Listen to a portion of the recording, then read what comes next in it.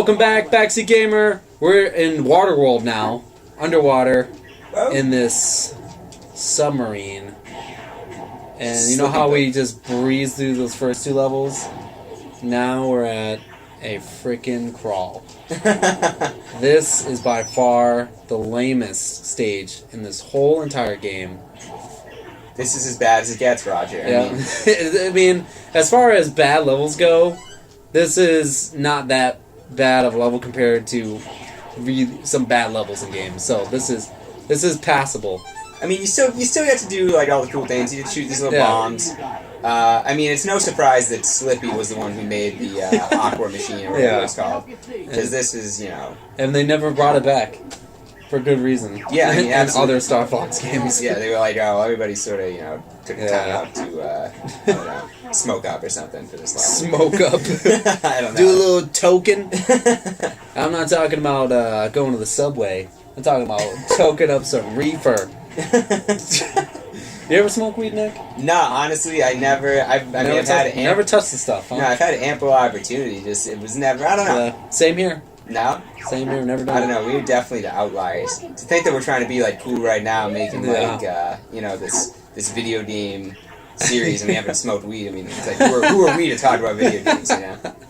What gives us the right? Because we haven't gone through our rights. Yeah, I mean, I've definitely had the opportunity myself, and it's just something about like, I don't know. I think it's the idea of putting smoke into my lungs.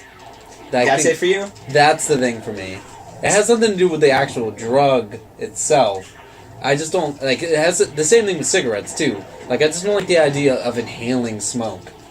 See, that isn't quite it for me, because I've done hookah. Okay, so it isn't the smoke for me. It's that I've heard, more than a few people say that, like, when they smoke, they get, like, anxious. Okay. And, like, I don't want to just be sitting there in the corner, like, trying to figure out, like, what my life is about and, like, getting all freaked out and shit, so... I don't know, that was my issue, really. Gotcha. But I did always wonder, Well, that's an issue. Hey, I mean, yeah. I did always wonder, though, like, when it was hot out, like, how people could, like, want to smoke anything. You know what I mean? It's just, like, a little bit of fire, like, away from your mouth. That's true. I don't know. I mean... We got burritos before this recording, and me knowing Nick has never smoked, or does not smoke at all. Yeah. I went outside. I had to go back to get my sunglasses, because I left them inside the restaurant. Came back outside, and Nick was putting a stick of gum in his mouth, and it looked exactly like you were putting some rolled up paper in your mouth, ready to blaze up. Yeah, Raj, I didn't tell you. I was we'll turn into one of the cool kids since the last time you saw me. Florida got a hold of you. Yeah, you got to smoke that dope whenever you can. I think it's so cool. You went to Villanova, now you went to Florida. National fucking champs, man. The Nash champs. You got to celebrate. Oh God. Yeah, as I know. Time to blaze up. That's what you've been waiting for. National championship. Here it is. I've been saving this. Well, Roger, the few times that we would talk about Villanova basketball, in our catching up convos, you would hate on all us white kids that went there. Be like, oh, these fucking guys. They had to go play, team like North Carolina, a bunch of real G's. But no, took care of business. Bunch of real G's. Yeah, over at UNC. Hey, they are some real G's. At the Tar Heels. Hey, NC State took you guys down last year. Oh, they did. That was a devastating night, man. I had to put some fucking miles on my car that night. So, we pretty much established that Nick is probably like my go-to sports guy when I have a serious thought about something that's happened in sports. So, like, we've gotten to know each other's, like, preferences in sports so much that you already know before I'm about to rant what I'm about to rant about. Absolutely, because you're so in tune to the sports scene yourself that you probably saw, like the Wizards coaching hiring Scott Brooks, and you're like, oh, Roger's probably going insane over this. Oh, if I can comment on that real quick. Because I got home a little bit early and took a nap. So this was like, I don't know, until like 4:45 or something. Check my phone, I see that Scott Brooks has been hired. I'm like, oh, Roger's gonna fucking love this. He loves terrible-ass NBA coaches. Oh my god. So, yeah, I mean, you were full on the hype train of trying to get KD there. Oh, yeah. I still am holding out hope that that's gonna happen. I don't... Kevin Durant, go to the Wizards. You know you want to. That's your home. I've already... Go home. I mean, we've already established, like I've said this several times, that Kevin Durant's coming to Boston. Well, so it doesn't... I've come down from that high. I've calmed down from it. Now I'm keeping my expectations low. For who? For the Wizards. Oh, okay. That's right where they should be. I'm planning for them to be without Durant and hoping for the best. Okay. But if they get Durant, fantastic. Yeah. But I'm planning for them to not have him. We're going to talk about Kevin Durant, basketball, NBA. Catch up, people. Sorry, this is probably not the time and place you want to hear about Wizards basketball coaching moves. And Roger's definitely the person that you don't want to hear it from. Oh, God. Hey, you were on the Wizards hype train, too. Yeah, 3 years ago. 3 years ago. You should still be on that train, man. DC Rising. Hashtag DC Rising. Good job pulling that Clam, by the way. Hell yeah, man. We had to get out of this level as quickly as possible. Yeah, good job getting us out of here. The Clam. Absolutely, man. Blow up clams. Man. It was a real clam party, if you know what I'm talking about. Clams. We gotta figure out how many more vaginas. Clam references we can get in there. So another mission accomplished, man. You're like tearing apart. I'm trying this game. Yeah, I mean, I'm trying tearing it apart. You're on your A game today. Now, have you played any other Starfox games? I have played the prior one, not like all the way through or anything, just kind of like checking it out. But I can't really say I played all the way through another one. Huh. So this one just got a hold of you. It was just like, yeah, I mean, this game. Yeah, I mean, this is masterpiece. right. Yeah, I mean, we should mention that I'm 2 years younger than you. Yeah, I think. Well, I don't think they know how old I am. Oh, okay. Do you want to keep that? We'll just, we'll say that if Roger's X, I'm X minus 2. So, I was just getting... I am 21 years old. Yeah, ladies. So no, I'm just kidding. Dream, I love you. No, I'm 29. Who cares? Okay, yeah, I'm 29. I'm 26. I'm 3. Okay. You're 26. You turned 26? I just turned 26 Oh, in February. you are 3 years younger. Yeah. Wow. So, just to... I'm not saying that just to make you feel old. The reason I'm saying that is because at this time, when this came out, I was just getting into... Like, N64 was my first system. I got that for a Christmas of some year. Okay, like 7 or 8. Mario Kart, Super Mario, like, first games I had. Mm-hmm. Goldeneye, obviously. And then this was, like, one of the first ones. And Goldeneye, I mean, we just start the level. Yeah, you can just go right into this level.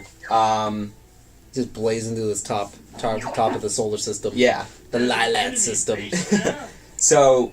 Yeah, like, Goldeneye, obviously incredible, but, like, I like this because it was a little different, man. Everybody's, like, an animal, so, like, that kind of resonated with me as a 7-year-old. Animals and shit. Shout out to all the animal listeners. Hey, look, animals. hey, look, horses. Yeah. Should we get into Gino a little bit? Do you want to? Yeah, so, okay. How we met. So, okay. Yeah. A little history on how me and Nick met. So... in the summer of, I don't even know what 2011. In the summer of 2011. Long time, man. I had just recently quit my job at Blockbuster Video. Yes, Blockbuster Video did exist in 2011. You got out. I got out of it. You got out. It was a sinking ship, and I probably waited too long. I probably waited 2-3 years too long to get out. But I got out because all the stores I was a part of were closing down. They kept sending me around. I quit. Yeah. Basically. I didn't want to start over again. So I quit. I needed a job. My former roommate, Steve, you all know Steve. Steve, what up? Shout out Steve. Shout out to Steve. Steve had been working in the summer he would tell me a landscaping job. And I was like, okay, yeah, cool.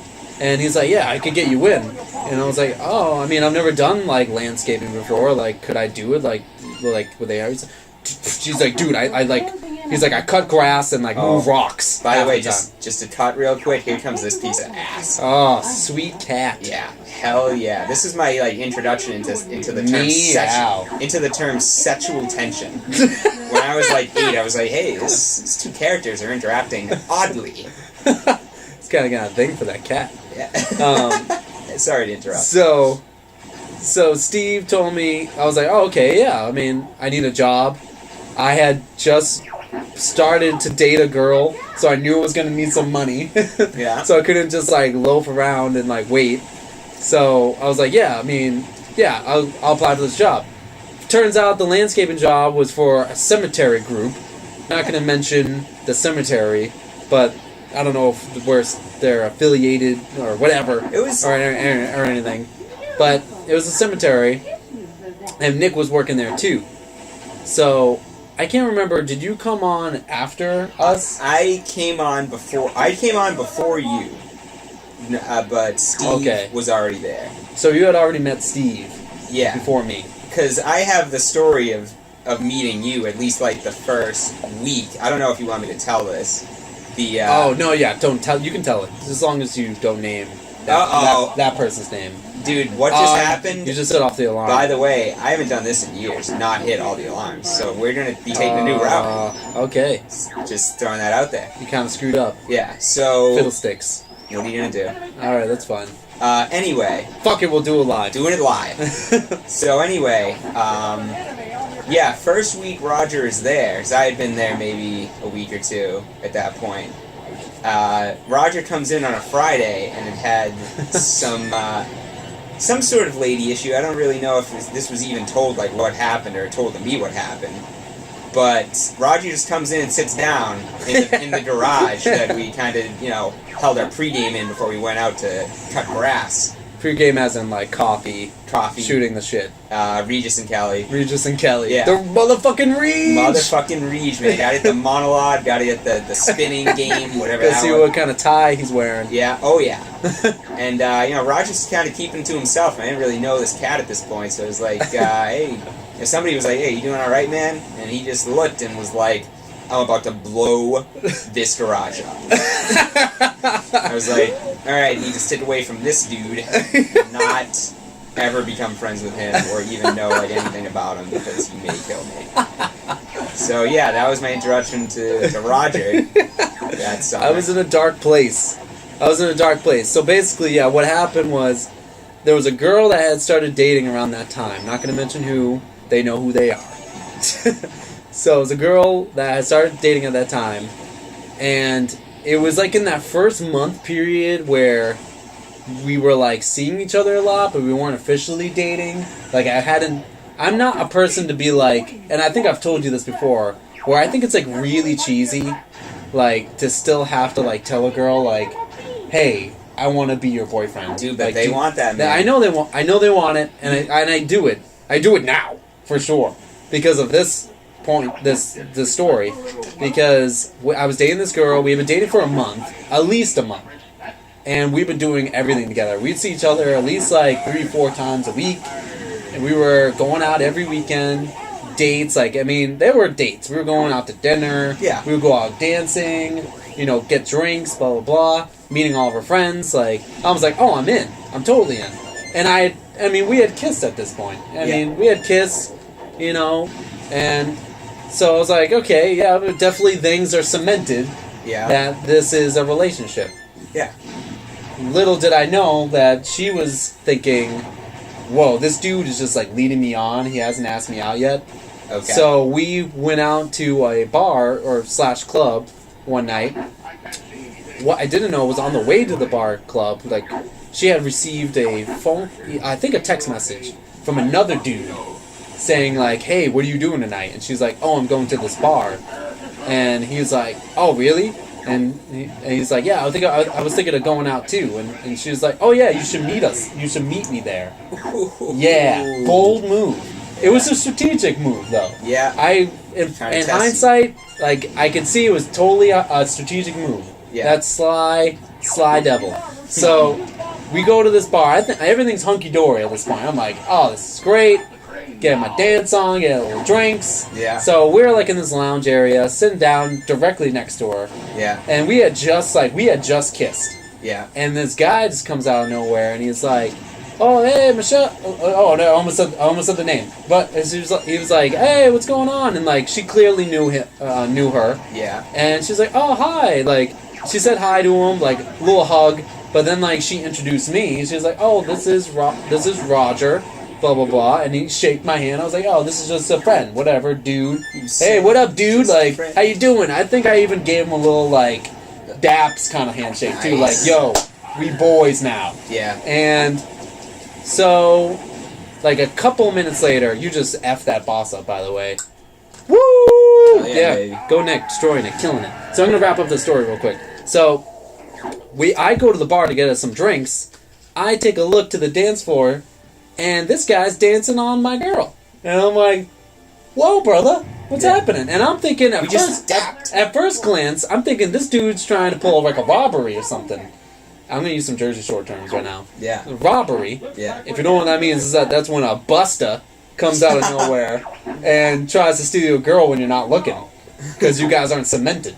Buster, and you can understand. Was Buster a term used in your Song of the Day, Scrubs by TLC? Buster is in the Song of the Day, Scrubs. Just to throw out there to the crew, when I got it, when Roger picked me up in his car, he wasn't even singing at me, he was singing on his own to TLC Scrubs. Jamming out, I don't want no scrubs. And then, so at first I was like, oh, this guy's trying to pull a robbery at me. Like, this freaking guy. I was like, are you kidding me? Then I realized that she's reciprocating to a point where she's, like, letting him dance with her. Like, in a provocative... It wasn't like, oh, sixth grade dance where we're a foot away from each other. Like, it was grinding up on each other kind of dancing. And I was just like, shit just got real. Like, my world just, like, crashed. And I was just, like, livid. And one of her friends was there, and she was trying to play, she